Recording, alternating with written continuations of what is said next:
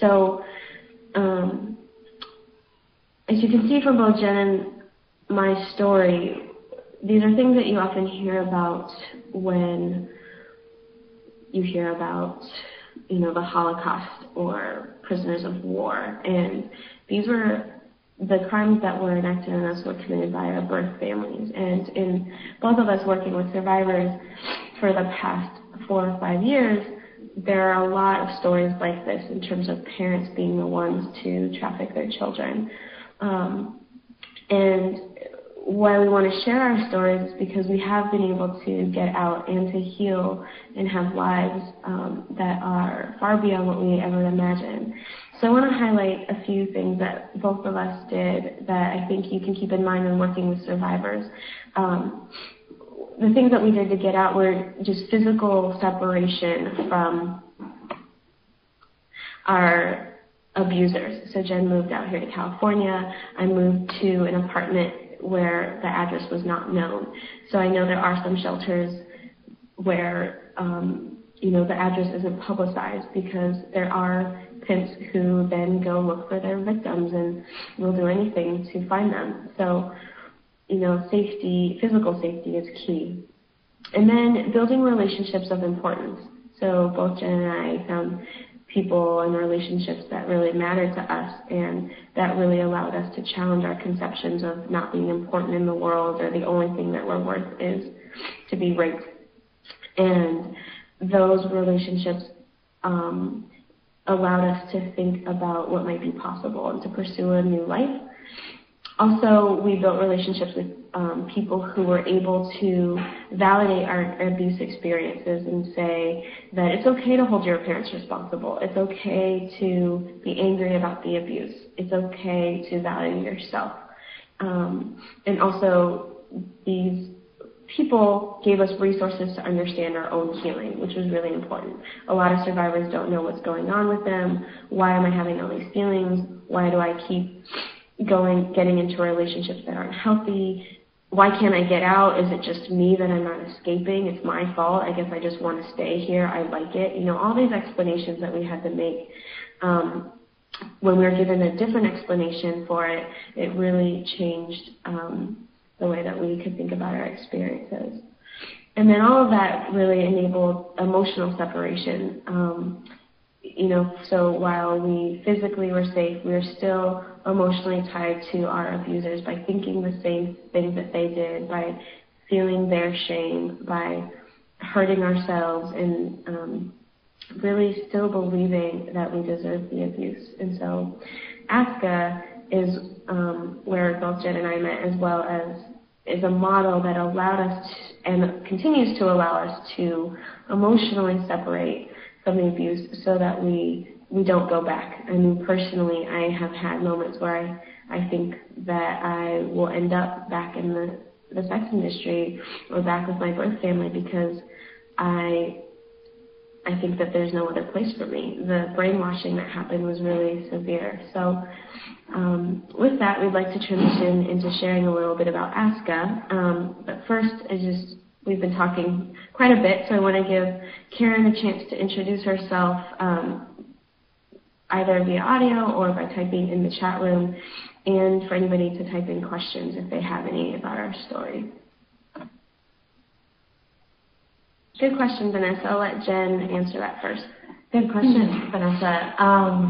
I hadn't actually ever considered it, and the reason that I hadn't is because I was an only child. I didn't have any siblings. I didn't have any brothers or sisters. I actually didn't really even have any cousins that were around at the time of my abuse to corroborate any of the stories. And as you can imagine, my whole birth family is very, very determined to keep the story quiet and to not be exposed. And so they're all very much in on denying what happened. And I don't actually have someone that can corroborate what happened to me. So I have considered it, but I don't actually think that it would go anywhere. So yeah, thanks for the question. And similar for me, I was presented with the opportunity to, however, really wanted to focus on my own healing. So the emotional resources, the time and money resources it would require to press charges against my parents would really take away from my life. I was just trying to survive and hold down a job, plus go to therapy and support groups. Also, I see myself as a social justice activist, and, I really had to face my thoughts about the criminal justice system and whether or not it's effective. Justice for my life would not be that my parents are in jail. That doesn't change that I still have post-traumatic stress disorder and have to deal with it. I have thought about putting them in jail so that they don't prey on anybody else, but similar to Jen, it's hard for survivors to press charges because your body healed, right? And so the evidence is my memories and my stories and what I know in my body. I do have a brother, but he's not willing to corroborate my stories, so it'd be a very challenging process. And as some of you may know, the legal system is not very forgiving. So that's a little bit about why we didn't press charges. Any other questions?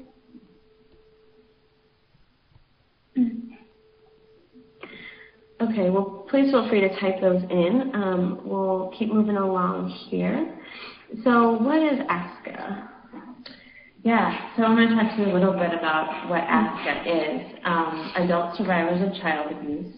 It's a support group for survivors of all kinds of abuse, neglect, physical, sexual, emotional abuse, everything from torture to not being loved or soothed as a baby, not being held, being farmed out, to other people to be raped, being sold.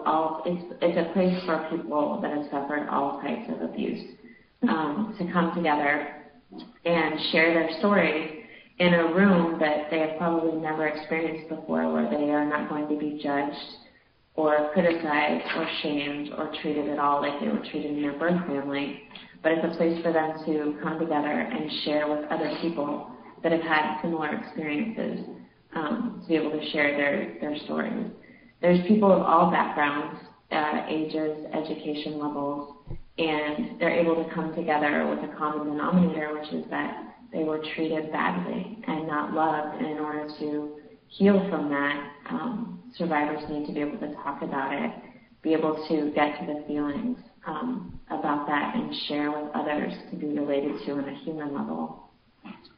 Even if experiences were not exactly the same, people that have suffered physical abuse can relate to survivors that have suffered neglect, because both of them did not receive loving touch, and that is a very deep, deep wound in both cases.